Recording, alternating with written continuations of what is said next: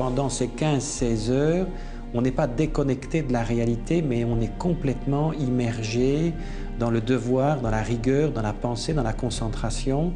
On travaille sur un champ opératoire étroit, on sait exactement ce que l'on fait et on prend de la distance par rapport à la personne qui est opérée pour que les gestes soient posés avec toute l'acuité qu'ils doivent avoir.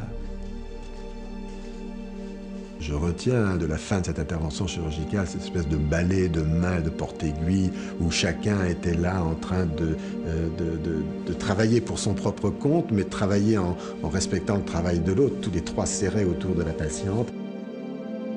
C'est vrai qu'à ce moment-là, il y a beaucoup d'émotions. Et d'ailleurs, le dernier quart d'heure, la dernière demi-heure, elle s'est faite dans le silence parce que quelque part, il y avait quelque chose d'un petit peu magique qui se passait. Et parce qu'à ce moment-là, une fois que le geste est terminé, qu'on a essuyé le visage, qu'il a repris sa vie, qu'on a retiré les chants, on voit revenir à la surface la personne nouvelle, restaurée. Et à ce moment-là, le chirurgien cesse d'être un chirurgien, il redevient un homme et il vit le moment avec ses émotions d'homme et avec tout ce que ça engendre en lui. Ah oui, non, moi je reviens pas. J'ai jamais vu ça. C'est incroyable. C'est à se taper la tête au mur. On n'est pas encore revenu de ce moment-là, parce que ça nous a échappé.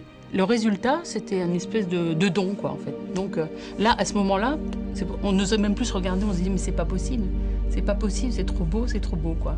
En plus, les jeunes avaient été sympas, ils s'étaient écartés, c'était magique, quoi. Ça, c'était un moment de grâce. Je peux pas l'expliquer autrement, quoi.